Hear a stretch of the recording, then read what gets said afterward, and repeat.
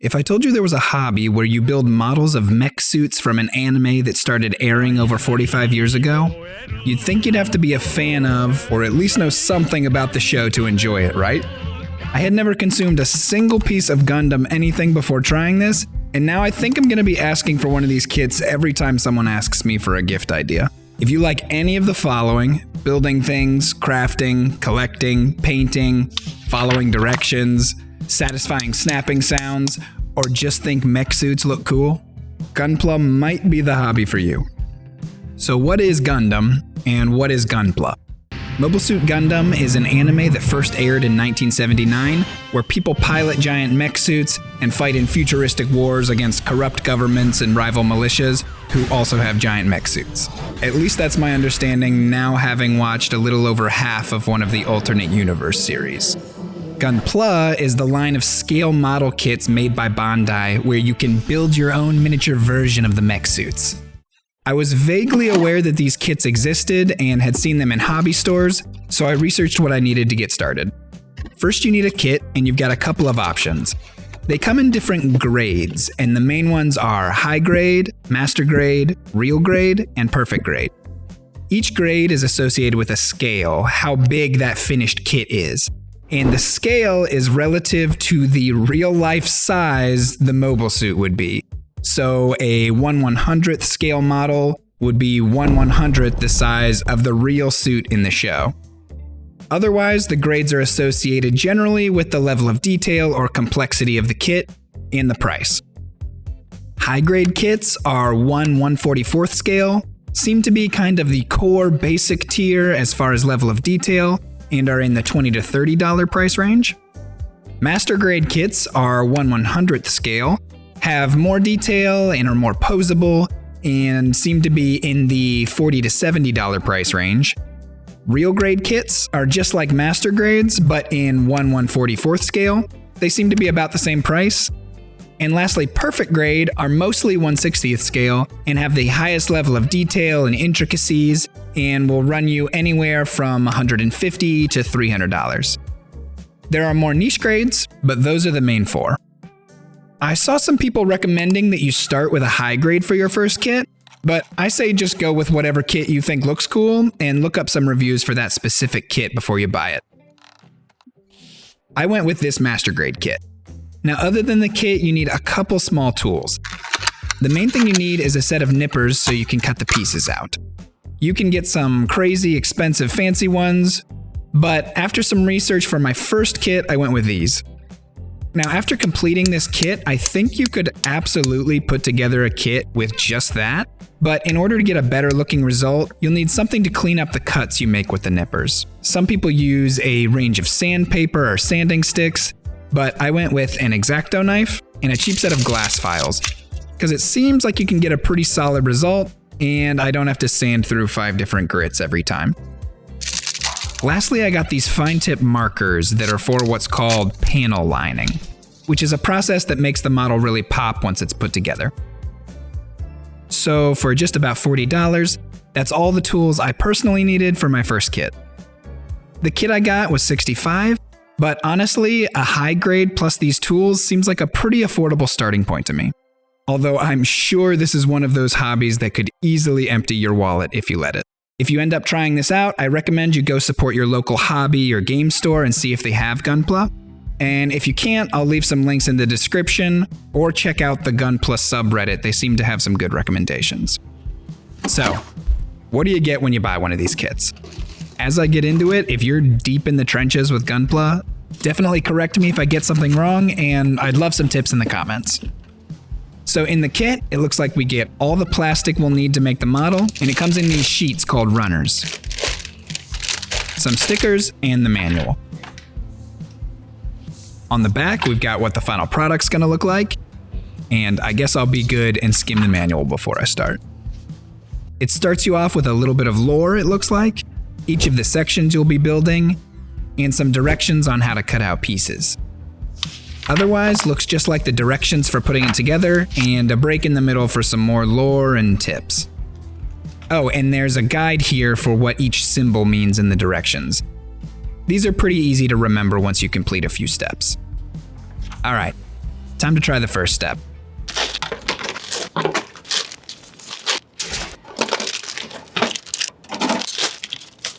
Here's what each piece looks like on the runners.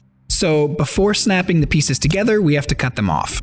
Looks like I accidentally knocked one off perfectly clean without even trying. Gunpla mastered. Every runner is labeled with a letter, and each step lets you know which runners you'll need for that step.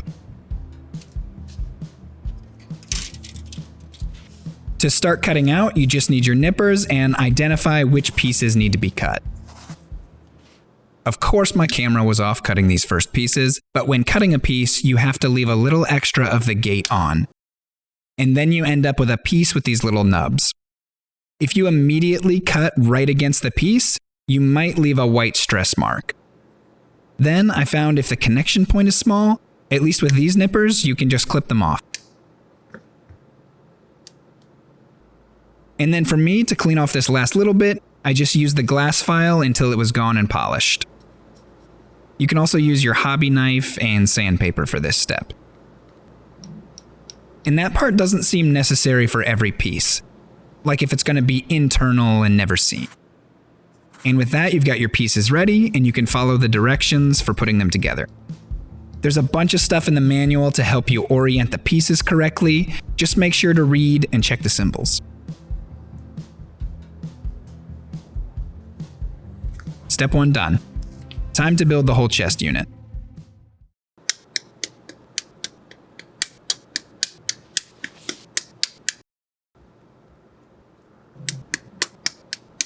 And here you go. This is what happens if you cut too close right away. This white stress mark right here that you can't really just polish off. Luckily, this piece snaps into another one, so you won't see it.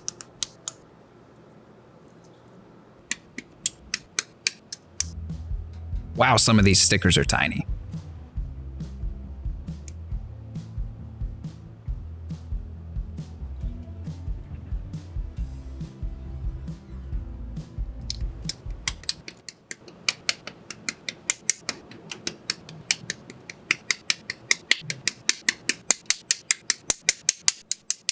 As you go through your first section, you start to get comfortable understanding the manual and get into a flow cutting out the pieces.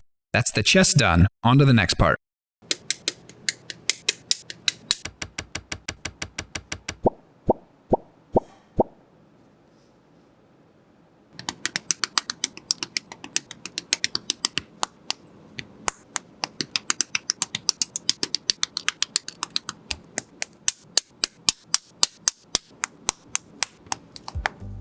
Sometimes you'll be given an option where you get to choose something. Like, do I want to go with an open hand or a closed fist here?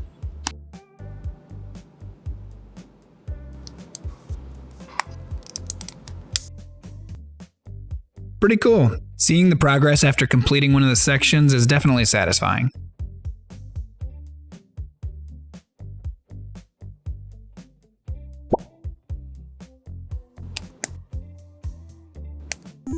We have a torso. In the beginning, I was worried about cutting out too many pieces and losing track of what's what, just because the manual looks complicated when you first look at it. But then you end up cutting, then putting together, finding the right runners, cutting, putting together, a lot of switching back and forth. So I kinda made a system that works in my mind at least, so you can batch things together. I'll show you in a sec. Definitely open to tips.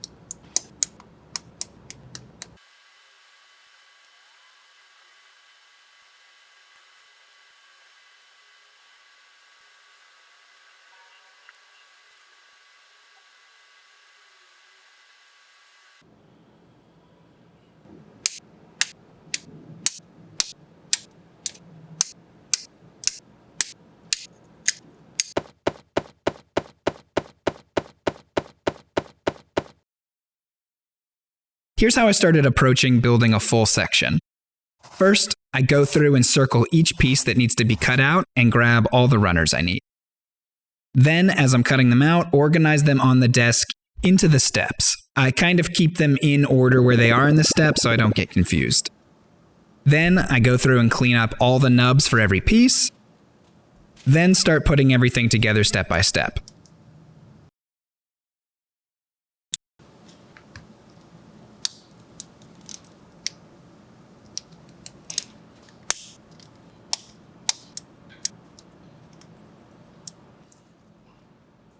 Other than saving time, I also like how this way when you're done doing a batch, you have a completed piece. Here's what doing a full section looks like. This is me building the waist. I wanted to give an idea for how long this took, but don't let the time turn you off. I really enjoyed this part, and this is not a hobby where you have to sit down and knock out a whole model in one day. I just worked slowly over a few days, and just took breaks whenever I felt like it. Gotta have fun with it. And the different grade models can take a longer or shorter amount of time to put together, so you can really build however you want.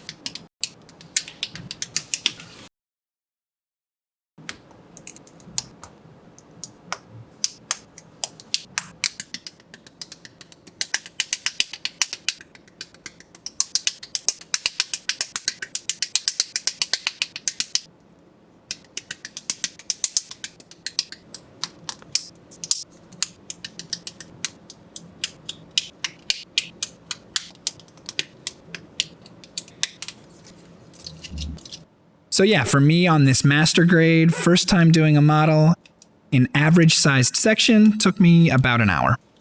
And with that, we basically have the full model done. We just need to build out the weapons and accessories.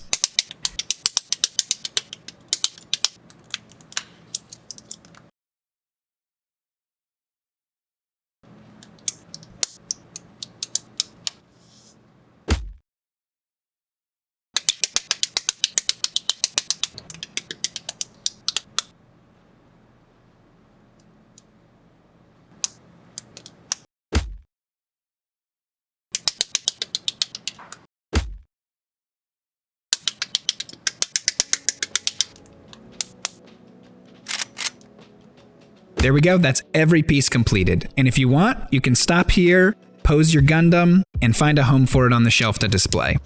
But the hobby extends so much further if you want it to. People do awesome custom paint jobs for their Gundams, weather them, you can add all the decals that come with the kit, mix kits together, do full dioramas, make custom bases. The list goes on, and that's just from me browsing around for a bit and checking out people's builds. I kinda like how this one looks without the decals, so I'm gonna leave those for now, but I am gonna do the panel lining. That's where those Gundam markers come in. Panel lining's where you mark all the little details on the model, and it really gives it some depth and makes everything pop. There are other methods for panel lining, but the markers are cheap and you can just use your thumb to wipe off the excess so the lining stays in the grooves.